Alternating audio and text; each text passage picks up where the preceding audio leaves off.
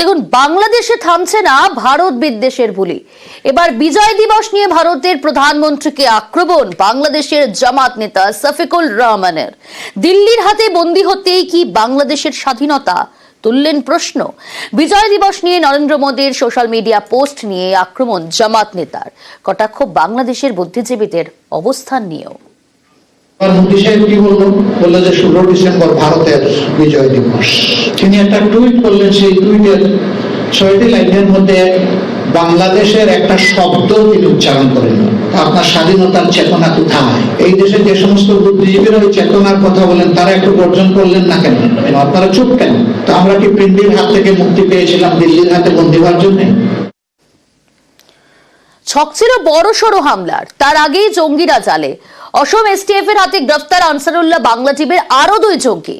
দুজনই এবিটির স্লিপার সেলের সদস্য। তাদের থেকে আইডি, হ্যান্ড গ্রেনেড বাজেয়াপ্ত করেছে পুলিশ। উদ্ধার হয়েছে রাইফেল, কার্তুজও। গত সপ্তাহে বাংলা, কেরল, অসম থেকে আনসারুল্লাহ বাংলা টিমের 8 জঙ্গিকে গ্রেফতার করা হয়। জঙ্গি দমনে আসাম পুলিশের অপারেশন প্রঘাত, তাতেই ফের সাফল্য। জঙ্গিরা ছক কষেছিল বড়সড় নাশকতা ঘটানোর, তার আগেই তাদের ধরে ফেলেছে আসাম এসটিএফ। আসামে গ্রেফতার আনসারুল্লাহ বাংলা টিমের আরো 2 জঙ্গি। কোকরাঝাড় থেকে গ্রেফতার আব্দুল জাহির শেখ এবং সাব্বির মির্ধা।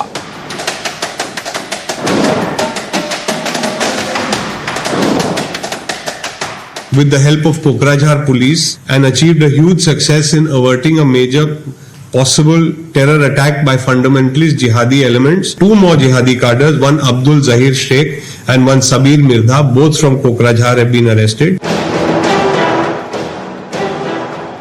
সম্প্রতি ভারতের 3 রাজ্য থেকে আনসারুল্লাহ বাংলা টিমের 8 জঙ্গিকে গ্রেফতার করে আসাম এসটিএফ। পশ্চিমবঙ্গ থেকে 2 জন, আসাম থেকে 5 জন এবং কেরল থেকে 1 জন। এদের জেরা করেই জাহির ও সাব্বির নামে 2 জঙ্গির খোঁজ পায় আসাম পুলিশ। ধৃতদের থেকে উদ্ধার হয়েছে বিপুল অস্ত্রশস্ত্র। মিলেছে আইডি তৈরির সরঞ্জাম, গ্রেনেড, রাইফেল। উদ্ধার হয়েছে কার্তুজের খোলও, যা দেখে আসাম পুলিশের অনুমান শুটিং প্র্যাকটিস করা হয়েছে। অগস্টে বাংলাদেশে পালাবদল, পদ্মাপাড়ে পালাবদলের পর ছাড়া পায় আনসারুল্লাহ বাংলা টিমের প্রধান জাসিমউদ্দিন রহমানি। এই রহমানির নির্দেশেই মুর্শিদাবাদ সীমান্ত দিয়ে বাংলায় ঢোকে এবিটি জঙ্গি মোহাম্মদ সাদ রাডি ওরফে সাব শেখ। তাদের সম্প্রতি কেরল থেকে গ্রেফতার করে পুলিশ। একই সঙ্গে আসাম ও পশ্চিমবঙ্গ থেকে ধরা পড়ে আরো 7 জন। এদের মধ্যে মুর্শিদাবাদের হরিহরপাড়া থেকে গ্রেফতার করা হয় আব্বাস আলী এবং মিনারুল শেখকে।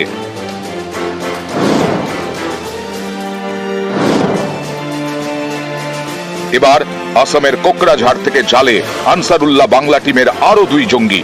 দুজনেই স্লিপার সেলের সদস্য হিসেবে কাজ করছিল বলে জানিয়েছে Assam police. Huge amount of arms, ammunition and explosive and warlike stores have been found. This terror module was looking to create mass destruction in the country. This entire activity is post the situation in Bangladesh. This is very clearly a sleeper cell module. News 18 Bangla. পুলিশের জালে বাংলাদেশি জঙ্গি, তার নামে ভারতের voter card, তাও আবার 2টি voter card.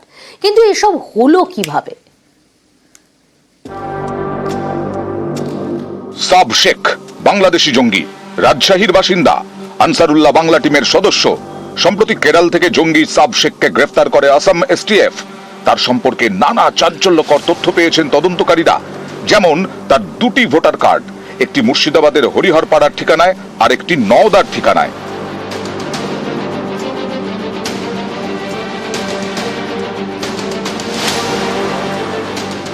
একজন জঙ্গি কিভাবে 2টো ভোটার কার্ড বানিয়ে ফেললো? 2019-এর নওদার বুথ লেভেল অফিসার ছিলেন শাহজাহান বিশ্বাস। তখন তিনি ভোটার তালিকায় নাম তোলার কাজ করতেন। শাহজাহানের দাবি, ভোটার কার্ডে নাম তোলার জন্য যা যা তথ্য লাগে সে সবই দিয়েছিল সাব শেখ। তদবির করেছিল তার পিসি তানজিলা বেওয়া। ওর পিসির বাড়ি আপনার 118, সেই সময় বুথ নম্বর ছিল, পার্ট নাম্বার 118-তে ওর পিসির বাড়ি। ওর পিসির বাড়ি থাকতো 4-5 বছর থেকে। দিয়ে সেখানে আপনার ওর আগের বাড়ি ছিল হরিহরপাড়ার কোনো এক গ্রামে। সেখান থেকে বললো যে ডকুমেন্ট দিয়ে ওর যা যা এগেনস্টে ভোট তুলতে যা যা এগেনস্টে ডকুমেন্ট লাগে সমস্ত দিয়েছিল। সেই হিসাবে অ্যাপ্লিকেশন করেছিল। আমি অ্যাপ্লিকেশন পাঠিয়ে দিয়েছিলাম বিডিও অফিসে, সেইভাবে নাম উঠেছে। ওর পিসি বললো যে আমার ভাইপো এর নাম তুলতে হবে, আমাদের এখানে থাকবে, সেই হিসেবে নামটা তুলেছে। রেসিডেন্টাল সার্টিফিকেট এখানকার প্রদান দেয় সেটা, এবং আপনার আধার কার্ড লাগে, স্কুল সার্টিফিকেট লাগে, বার্থ সার্টিফিকেট লাগে, ছবি লাগে, সেগুলো দিয়েছিল সব। এখানে বেড়াতে এসছে তাই দেখেছি। আত্মীয়র বাড়িতে? এটা ফুপো হয়। আচ্ছা, এখানে আসতো মাঝে মধ্যে আসতো? মাঝে মধ্যে কই আগেই এসছে, তাই এদের আর কই আসে না। তাই বাংলাদেশি জঙ্গির নাম কি করে ভোটার তালিকায়, এ বিষয়ে জানতে হরিহরপাড়া ও নওদার ভিডিওর থেকে তথ্য চেয়ে পাঠিয়েছে মুর্শিদাবাদ জেলা প্রশাসন।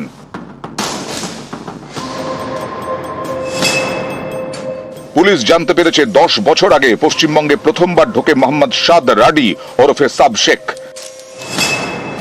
থাকতে শুরু করে মুর্শিদাবাদের হরিহরপাড়ার কেদারতলায় কাকার বাড়িতে, পরে ভুয়ো নথি দেখিয়ে ভোটার কার্ড তৈরি করে।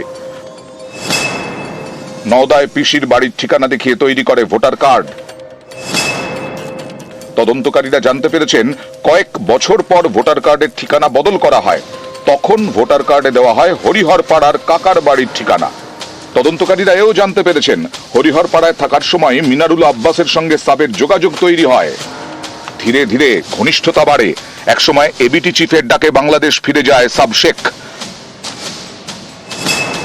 চলতি বছরের অক্টোবরে ফের ভারতে ঢোকে, মুর্শিদাবাদ থেকে আসাম হয়ে কেরলে চলে যায়। এই কেরল থেকেই কদিন আগে সাবকে গ্রেফতার করে আসাম এসটিএফ। তাদের জালে ধরা পড়ে মুর্শিদাবাদের হরিহরপাড়ার বাসিন্দা আব্বাস আলী ও মিনারুল শেখও। নিউজ 18 বাংলা। পাসপোর্ট জালিয়াতিতে ফের চালে এবার ছোট জাগুলিয়া পুলিশের চালে মোক্তার আলম। পুলিশের দাবি ধৃত সমরেশের সঙ্গে কাজ করত মোক্তার, পাশাপাশি নিজের আলাদা নেটওয়ার্কও চালাতো। অনুপ্রবেশকারীদের জন্য চালু করেছিল প্যাকেট সিস্টেম। ভুয়ো নথি দেখিয়ে ভারতীয় পাসপোর্ট, এই পাসপোর্ট জালিয়াতি চক্রের অন্যতম মাথা সমরেশ বিশ্বাস। তাকে আগেই গ্রেফতার করেছে পুলিশ। এই সমরেশকে জেরা করেই এবার গ্রেফতার পাসপোর্ট জালিয়াতির আরেক পান্ডা মোক্তার আলম।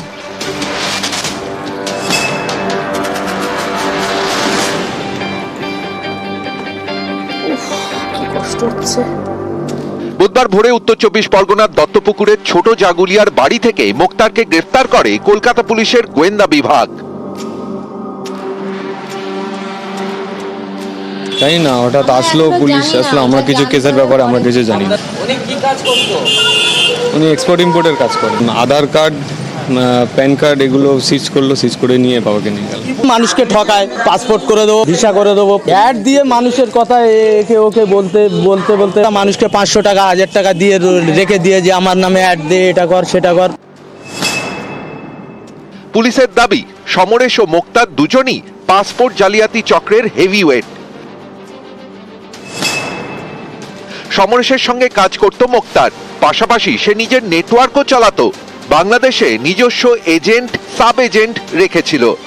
এপার বাংলাতেও মোক্তারের হয়ে কাজ করত এজেন্ট, সাব এজেন্টরা।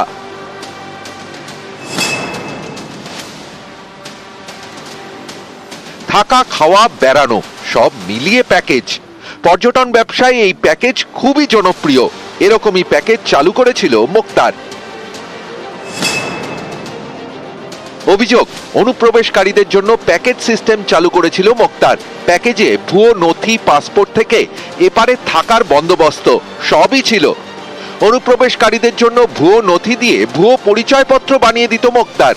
এই ভুয়ো পরিচয়পত্র দিয়েই তৈরি হতো পাসপোর্ট। এরপর বাংলাদেশ থেকে আসা অনুপ্রবেশকারীদের এপারে থাকার ব্যবস্থাও করে দিত মোক্তার। এখানেই শেষ নয়, অনুপ্রবেশকারীদের ভারতের অন্য রাজ্যে পাঠানোরও ব্যবস্থা করে দিত মোক্তার আলম।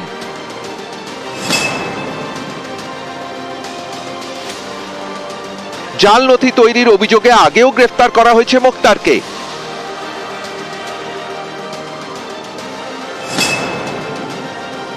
2021 সালে গ্রেফতার করা হয় মোক্তারকে। বেশ কিছুদিন জেলও খাটে সে। জামিনে মুক্তি পাওয়ার পর ফের জাল নথির কারবার শুরু। এই মোক্তারই বুধবার ভোরে গ্রেফতার। পাসপোর্ট জালিয়াতিতে আমতা পোস্ট অফিসের এক অস্থায়ী কর্মীকেও জিজ্ঞাসাবাদ করেছে পুলিশ। নিউজ 18 বাংলা।